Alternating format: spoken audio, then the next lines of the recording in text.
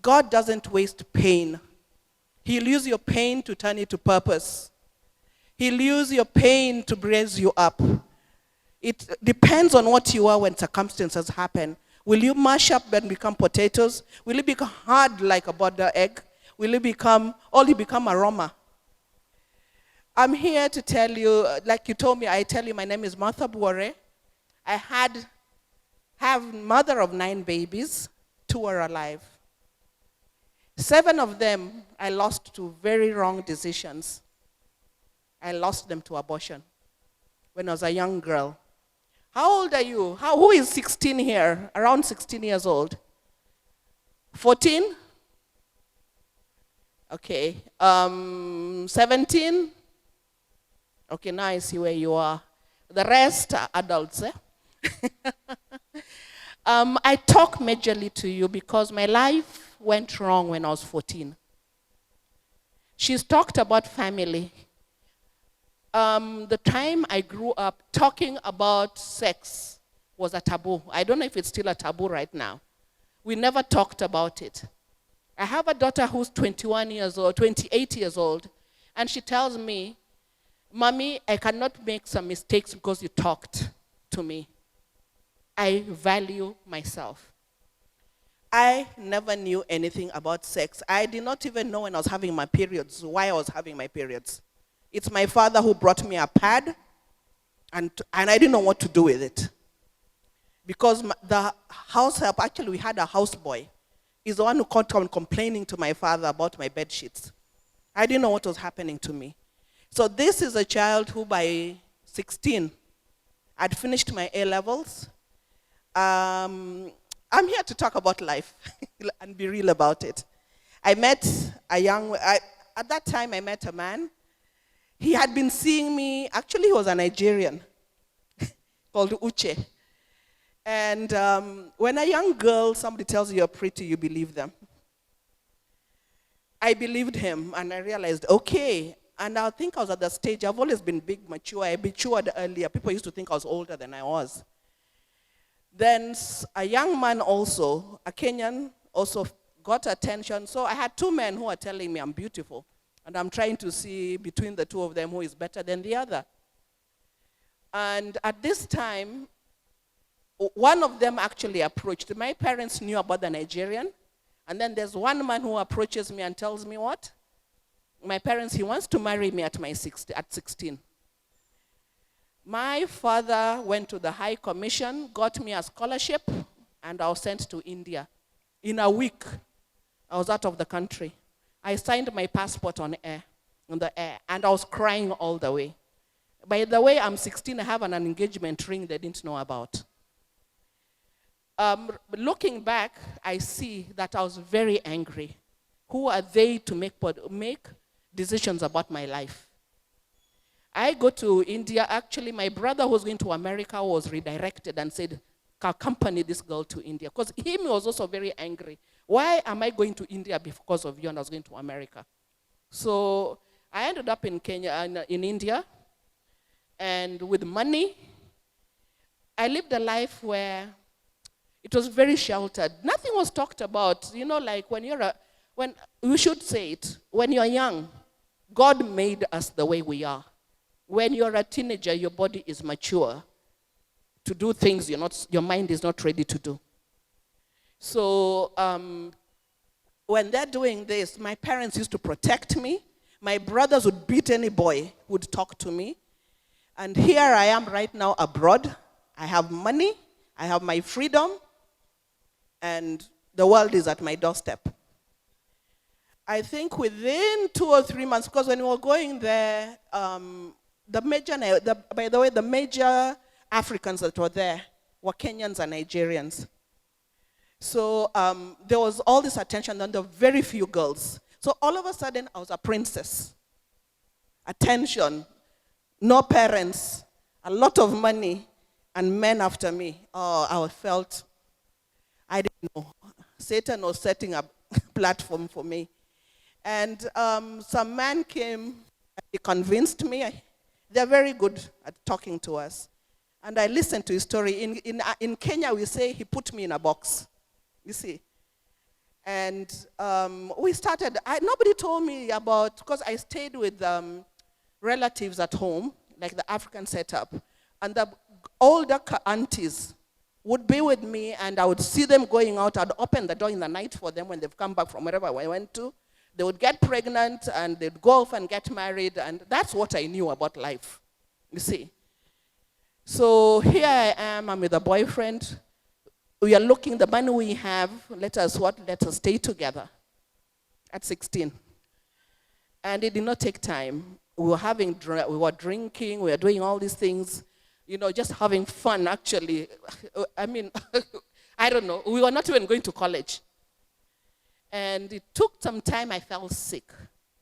And in falling sick, I kept on saying I'll go to see the doctor. My periods were coming and they were not stopping. I didn't know why. So I'd postponing going to the doctor because half the times I was drunk.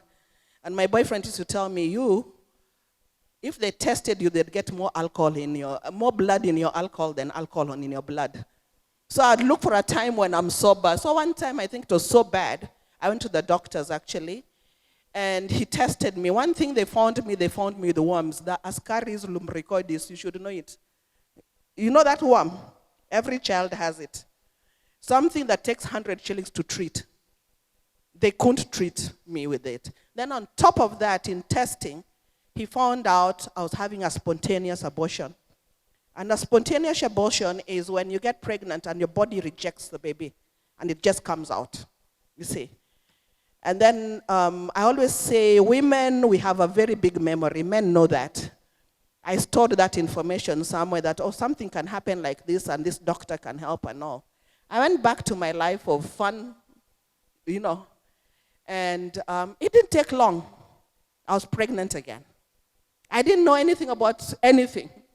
I was pregnant again. All I knew, using rubbers, I was allergic to them. I'd get really irritated and get infections. So I was pregnant again. Now, pregnant again, I sit down, I tell this man, actually, if you want to know how much a man loves you, go and tell him you're pregnant. You will know.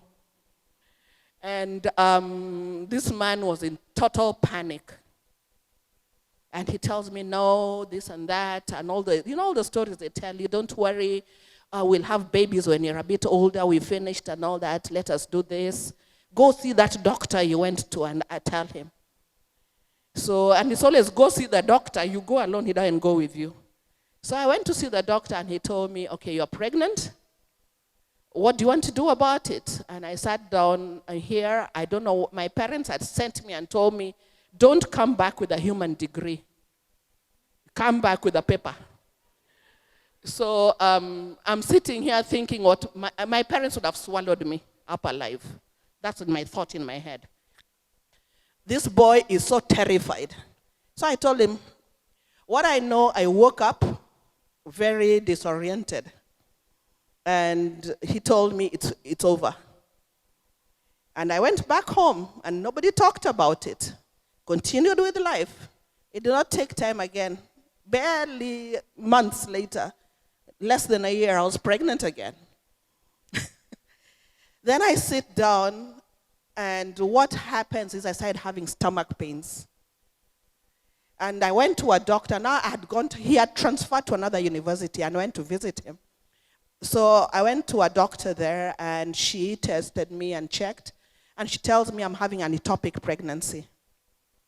And it's a medical emergency. She says, this one, if you keep, you will die. Because the baby was growing in the fallopian tubes. So they sorted that out. I came back very quiet. In fact, I didn't tell him about that one.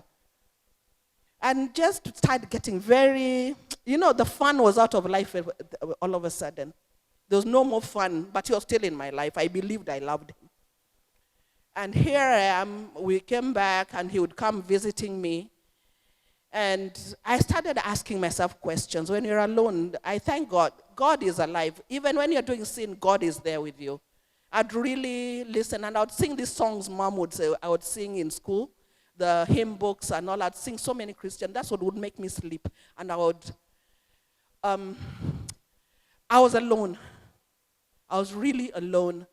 And I started having dreams of being pregnant and the babies come out.